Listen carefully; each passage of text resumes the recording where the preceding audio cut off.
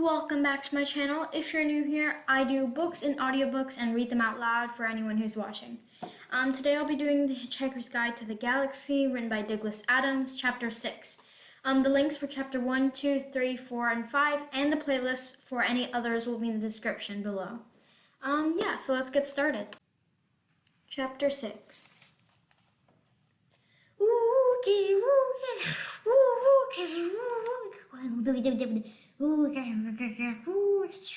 Erg. Should have a good time. Message repeats. This is your captain speaking, so stop whatever you're doing and pay attention. First of all, I see from our instruments that we have a couple of hitchhikers aboard.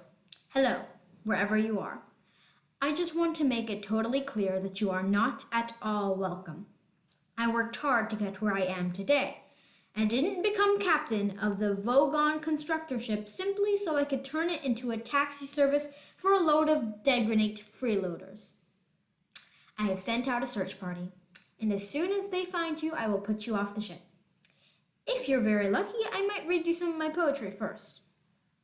Secondly, we are about to jump into hyperspace for the journey to Barnard Star. On arrival, we will stay in dock for 72 hours refit, and no one's to leave the ship during that time. I repeat, all planet leave is cancelled. I've just had an unhappy love affair, so I don't see why anyone else should have a good time. Message ends. The noise stopped. Arthur discovered to his embarrassment that he was lying curled up in a small ball on the floor with his arms wrapped around his head. He smiled weakly. Charming man, he said. I wish I had a daughter so I could forbid her to marry one. You wouldn't need to, said Ford. They've got as much looks as a road accident. No, don't move, he added, as Arthur began to uncurl himself. You'd better be prepared for the jump into hyperspace. It's unpleasantly like being drunk. What's so unpleasant about being drunk? You ask a glass of water. Arthur thought about this. Ford, he said. Yeah? What's this fish doing in my ear? It's translating for you. It's a Babbel fish. Look it up in the book if you like. He tossed over The Hitchhiker's Guide to the Galaxy, and then curled himself up into a fetal ball to prepare himself for the jump. At that moment, the bottom fell out of Arthur's mind. His eyes turned inside out. His feet began to leak out of the top of his head. The room folded flat around him, spun around, shifted out of existence, and then left him sliding into his own navel.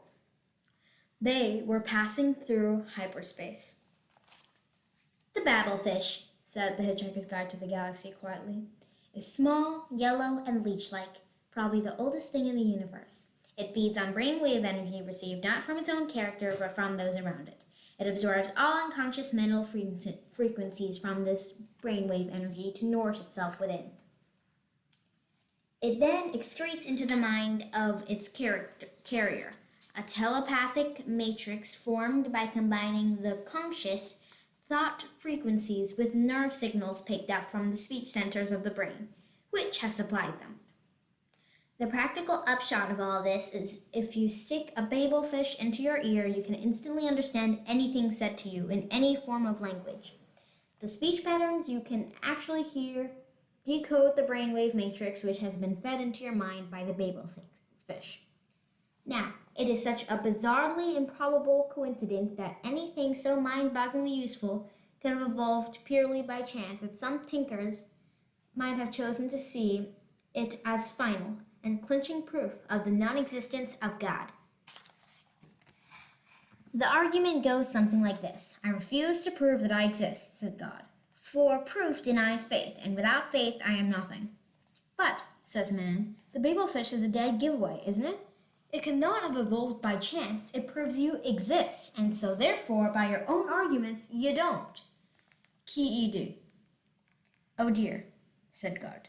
I hadn't thought of that, and promptly vanishes into a puff of logic. Oh, that was easy, said man, and for an encore goes on to prove that black is white, and gets himself killed on the next pedestrian crossing. Most leading theologians can claim that this argument is a load of Dango's kidneys, but that didn't stop Olon Kalufid making a small fortune when he used it as its central theme on his best-selling book. Well, that about wraps it up for God. Meanwhile, the poor Babbel fish, by effectively removing all barriers to communication between different races and cultures, has caused more bloodier wars than anything else in the history of creation. Arthur let out a low groan.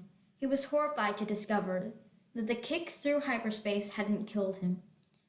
He was now 6 light years from the place that the Earth would have been if it still existed. The Earth? Visions of it swam sinkingly through his nauseated mind. There was no way his imagination could feel the impact of having the whole Earth gone. It was too big. He prodded his feelings by thinking that his parents and sister had gone. No reaction. He thought of all the people he had been close to. No reaction. Then he thought of a complete stranger he had been standing behind in the queue at the supermarket 2 days before and felt a sudden stab. Supermarket was gone. Everyone in it was gone. Nelson's column had gone. Nelson's column had gone?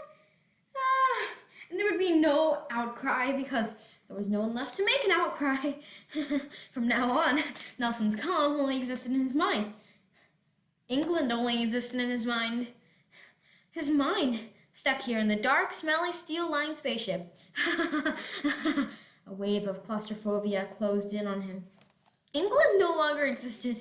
He got that. Somehow he got it. He tried again. America, he thought, had gone. He couldn't grasp it. He decided to start smaller again. New York has gone. No reaction. He never seriously believed it existed anyway. The dollar, he thought, has sunk forever. Slight tremor there. Every Bogart movie has been white, he said to himself. And that gave him a nasty knock. McDonald's, he thought. There's no longer any such thing as a McDonald's hamburger. He passed out. When he came round a second later, he found he was sobbing for his mother. He jerked himself violent to his feet. Ford! Ford looked up where he was sitting in the corner humming to himself. He always found the actual traveling through space part of space travel rather tiring. Yeah, he said. If you were a researcher on this book thing and you were on Earth, you must have been gathering material on it. Well, I was able to extend the original entry a bit, yeah. Let me see what it says in this edition then. I've got to see it. Yeah, okay. He passed it over again. Arthur grabbed hold of it and tried to stop his hands from shaking. He pressed the entry for the relevant page. The screen flashed, swirled, and resolved into a page of fine print. Arthur stared at it. It doesn't have an entry, he burst out. Ford looked over his shoulder. Yes, it does. Down there. See at the bottom of the screen, just above Essentia, Galambits, the triple-breasted war of Oricatone 6. Arthur followed Ford's finger and saw where it was pointing. For a moment, it still didn't register, when his mind nearly blew up. What? Harmless? Is that all it's got to say? Harmless? One word? Ford shrugged. Well, there are hundreds of billions of stars in the galaxy, and only a limited amount of space in the book's microprocessors, he said. No one knew much about the Earth, of course. Well, for God's sake, I hope you managed to rectify that a bit. Oh, well. I managed to transmit a new entry off to the editor. He had to trim it a bit, but it's still an improvement. And what does it say now? Asked Arthur. Mostly harmless, admitted Ford, with a slightly embarrassed cough. Mostly harmless? Shouted Arthur. What was that noise? Hissed Arthur. It was me shouting, shouted Arthur. No, shut up, said Ford. I think we're in trouble. You think we're in trouble? Outside the door were the clear sounds of marching footsteps. The Dentrices? Whispered Arthur. No, those are steep, steel-tipped boots, said Ford. There was a sharp ringing rap on the door. Then who is it? Well, said Ford, if we're lucky, it's just the Vogons that come to throw us into space. And if we're unlucky?